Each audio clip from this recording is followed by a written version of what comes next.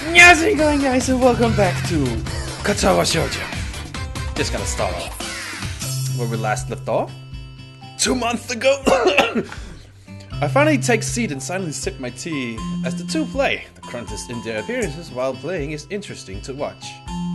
Hanako looks closely at the board, her face one of focused concentration. Lily, on the other hand, keeps her head level and maintains her calm neutrality. Lily's gentle voice addresses both of us as she continues to play. How was class? Now that the festival is over. I look to Hanako to see whether she'll answer first, but see that she's doing the same. Not great. Half the class seemed to be dozing off, even including the teacher, not to mention the test on top of all that. Hanako quietly adds to her own agreement with this. I could imagine that being a bit difficult for you. Being a transfer student. Well, I think I did fine, other than the shock of the test coming so early. Science is probably my best subject. How'd you do, Hanako? Me? Okay, I guess. Hanako's too sincere to be able to pull off lying very well. That much is obvious. Lily's smile slips very slightly from her reaction. Hanako mustn't be skilled enough at academics to do very well without preparations. How did your class handle it, Lily? It went surprisingly well. Actually, only one student was absent, which was better than the teacher expected. With the topic all but run dry, the two concentrate on their chess game once again. I can't say I've ever liked the idea of chess as a spectator sport, but given its unique nature for once, I'm wrapped in watching the game unfold.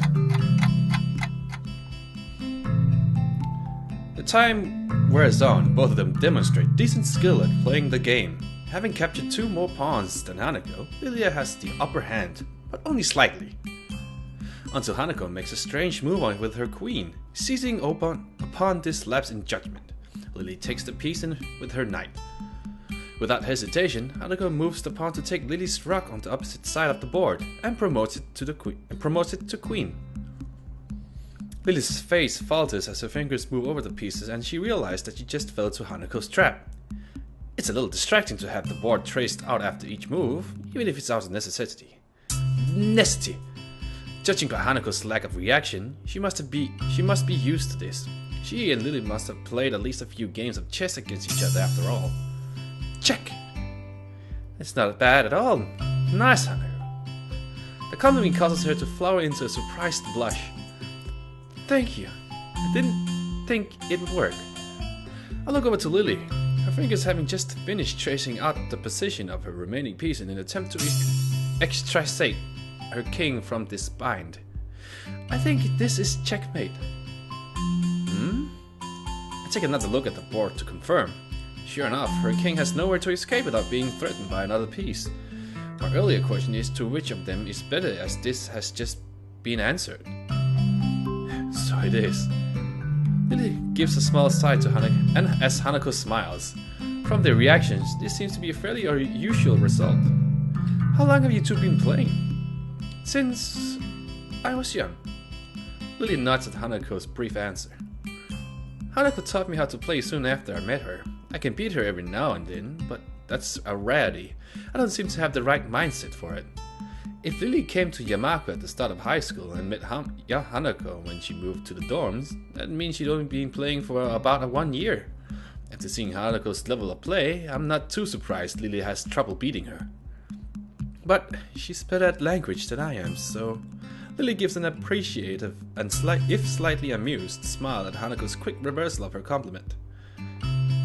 Well, that's how it is. Much to everyone's surprise, the bell suddenly rings, heralding an end to the lunch break. The game lasted longer than I thought it did.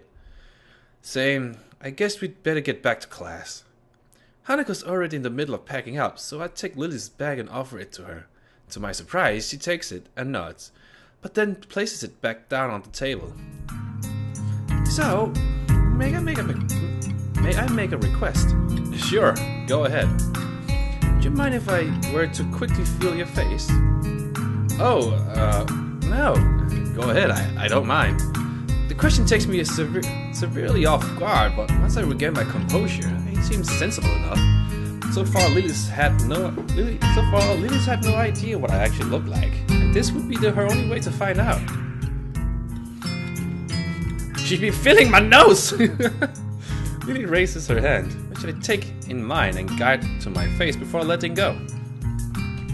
You feeling my face, y'all? I expect this to feel a lot more disquieting than it does. I suppose that's because the action is entirely a matter of practicality, being functionally no different to simply looking at someone's face. Her hand is soft, but what takes me by surprise is the length of her fingers, not to mention how sure even the slightest of her movements are. I have no doubt that her level of tactile feeling would be far beyond mine. Her hand briefly runs through my hair before retreating. I'm sure that very inch of my face has been committed to her memory. It's only now, too, that I realize Hanako has been silently watching the entire time. Thank you for letting me do that, Kizaru. And if I might add, I think you are quite handsome. I blushed a little at her remark, before raising a questioning eyebrow. But if you can't see, how? Just because I can't see, that doesn't mean I don't have my own preferences. We'd better go. Yeah, that's a good point. I guess we'll see you later then, Lily. Walking through the hallway back to our classrooms, I noticed that Hanako seems quieter than before, but also more comfortable. Lily, her hand on Hanako's shoulder, seems to pick up on her assured pace as well, smiling as they walk. If I could spend the rest of my time at the mat like this, I don't think it'd be so bad. All that's needed for joy are small exchanges of happiness after all. As I reach my desk and set my bag beside it, I realize something, or rather, my stomach does. I was so busy with those two, I forgot to buy lunch. Shit! I'm hungry! Saturday, my most second favorite day of the week. This is almost entirely due to the fact that it is the day of the second least amount of school, with class ending at the beginning of lunch. I open my door confidently, myself being more than confident of being able to get enjoyment out of the fine weather and shorter class length. I confidently stride down the hallway and down the stairs to the lobby of the male dorms. So much confidence, wow! Look behind me to see whose footsteps are approaching. I lose my confidence in this day being enjoyable. Hey man, what's up? Not much, I guess. Just looking forward to the afternoon. You? He wraps around my slumped shoulders far too comfortably. Something's up. Let's step outside, shall we? I was just about to, before you stopped me. He doesn't take my reaction to his theatrics well, ignoring him while I go outside and start down the steps. It doesn't take too long for him to catch up with me again. I wonder if he wants money, or to rant about another conspiracy. Maybe both. I got a bone to pick with you. Uh-huh. It's about that blonde. You know who I'm talking about. Conspiracy it is. For a moment I contemplate feigning or ignorance, but realize this will go quicker if I just let him get it all out. Lily? That one from your class? You're on first name terms with her? He looks positively shocked at this development. Did you not expect me to be able to answer? He gathers himself and coughs into his fists, dramatically, like everything he does. Well, never mind that. I'm here to warn you, you know? Man to man. Warn me about what? Lily? Yeah, you know. You don't know her, man. It's mostly true. I've only known her and Hanako for less than 2 weeks. And even then, we've just been exchanging banal chatter at school as we while away lunch. I'm pretty sure you don't either. That's not the point. You're the one spending inordinate amounts of time with her. It distresses me that someone like Kenji, who's probably as far out of the loop as one could possibly get, knows about such a trivial fact as who I choose to befriend. And again, I am a transfer student, and she's not only representative of their class, but also a tall blonde. Maybe I should appreciate this rending as a warning of the rumor mill exists in this school, and that I'm firmly within it. It's just lunch. Nothing special. Look, man, under the bridge. See this bridge? You under it. A man's gotta do what a man's gotta do and get intel. I just want to make sure you don't end up too far under the bridge. You're losing me, Kenji. That's okay. Lots of people get lost. That's why I'm here to help. Just be careful around her, okay? She looks all harmless on the outside, but I've heard shit. Bad shit. You know that student council, right? He seems to involuntarily shut as he says the words. Putting him and Shizune together in a room is an amusing mental exercise. I wonder if they met. Yeah, Shizune and Misha are in the class. They seem to have dodged the draft, though. Good man. Good man. But this blonde, she was there in the student council, right? Then there. I see. And she's not there now. Seriously, think about it. Something must have gone down. I stopped walking for a moment, giving the idea more thought than I probably should. It would explain that fight that two had, at least in part. Wait, no, not really. Even leaving the student council would need a catalyst. In the end, it doesn't explain much at all, other than the fact that their feud goes back some ways. I guess you have a point. I'm not seeing how that really affects me, though. Okay, now feel this one. Lily's foreign, obviously. Obviously. Now, what nationality is she? I opened my mouth to give the answer, but realized that I have none. In fact, I've given the matter very little thought. Given that she had no accent and acts perfectly Japanese, I suppose it never really seemed important. Not that he mentioned it, though. I am rather curious. Wasn't he British? English? To be honest, I don't know. Maybe English? They like tea. I probably shouldn't resort to stereotypes, but that's the only lead I have. You're not thinking. Luckily, you have me here to think about you. Gee, thanks. He brushes off the quip effortlessly. Now answer me this. Who has lots of social power, is filthy stinking rich? You know blondes are all rich, right? Has a long history of disputes and used to belong to a much larger organization. The Roman Catholic Church? Well, okay, there's that. But there's also the mafia. Come on, rich, foreign. There's no way she doesn't have connection to them. I have to reason to doubt the logic of deduction, but he shows no sign of stopping. So, do you know where I think she's from? Italy? Mainland Italy, small time, dude. She has to be from Sicily. All those mafioso types come from there. Wait, no, Russia. Damn, this could be bad. The mafia there is a serious business, man. Ex-KGB everywhere. Paramilitaries, hardcore smuggling, and... Wait, stop. Just slow down a sec. What point are you trying to get at here? You don't know what she'll do, man. I won't get in your way. Agents don't cooperate like that. But I just want you to be careful. When the time comes, we'll need to help. We need all the help we can get. I don't want to lose you, comrade. Well, at least he's concerned for me. Kinda. I wave goodbye to him as we separate out to our respective classes, but I'm not sure that he sees the gesture. Piling my books into my bag, I catch a glimpse of the library books I borrowed last week. I might as well return them, considering they took all the 2 days to finish. I briefly considered inviting Hanako along to the library, but she's already gone. It'll probably be for my studying if I'm alone anyway.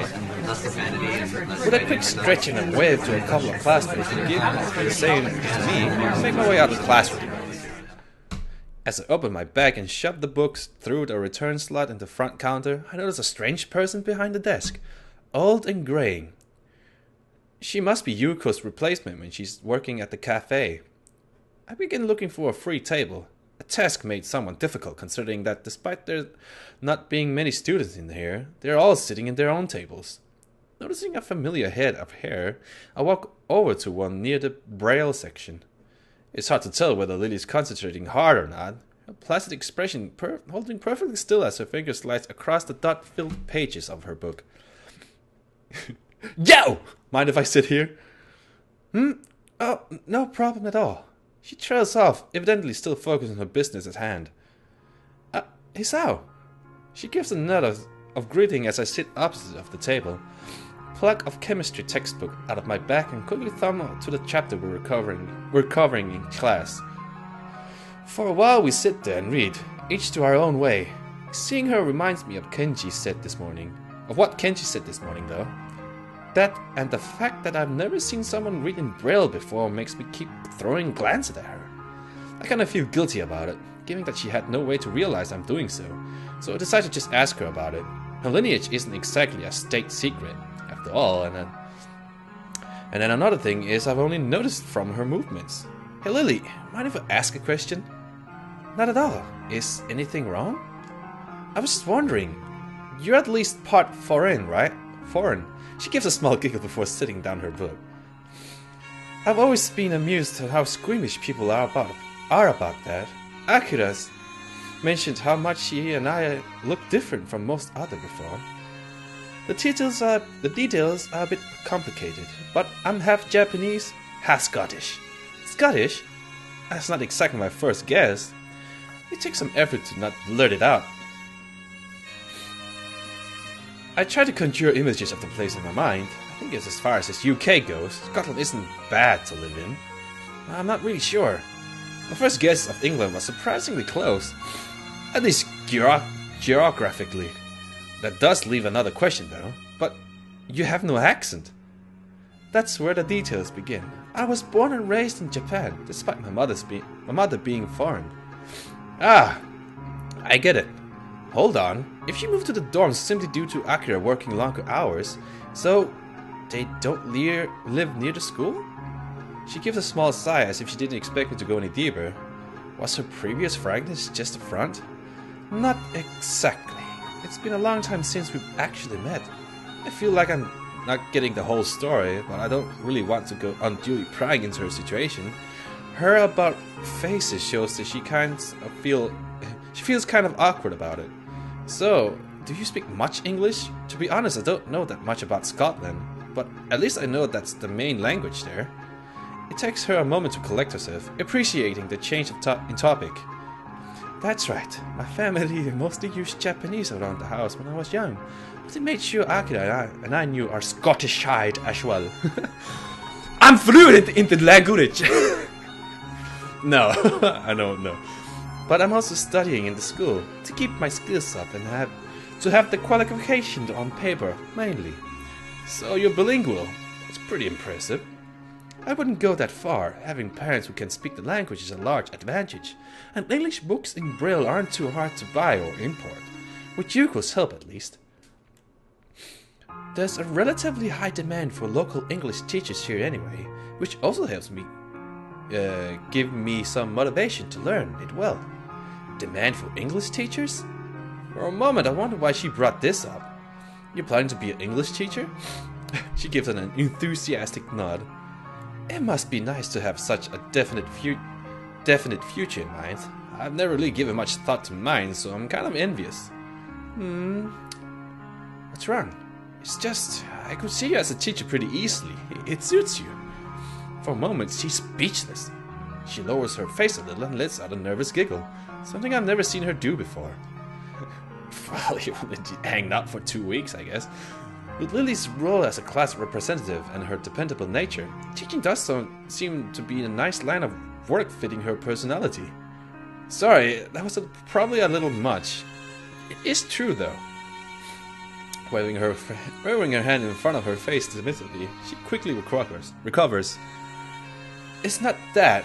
It's just that only one person's ever said that to me before. A short, somewhat awkward silence follows the discussion. Without knowing it, I ended up steering into the troublesome topic again. I should try to cheer her up a little. It was me who went and got her brooding, after all. I want to grab lunch at the cafeteria after this. It might perk her up a bit, or at least take her mind off her apparently complicated family situation. Going by her smile, it seems to have the intended effort. I appreciate the thought, but the food there... Quite a quick redirection of the conversation. She does have a point there. The food there isn't the greatest. Maybe the Shanghai. We could ask Hanako if she wants to come as well. Ah! What is it? I almost forgot. until you reminded me, Hanako's birthday's coming up soon, and I was going to go shopping in the city for a present tomorrow. If that's an invitation, I'd be happy to accompany you. The ability to get more used to the layout of the city would probably be a good thing. I have barely set foot in there, so I'd be hopeless lost by myself. She gives a nod, signaling that she happily approved of this plan for Sunday. We eventually get back to our books. Though, before I begin reading again, I steal one last glance at her.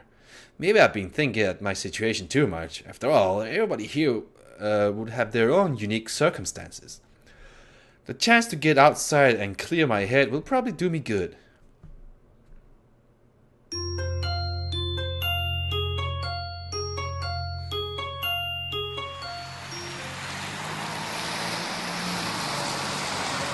That's it for this part. I hope you enjoyed. I gotta leave you guys with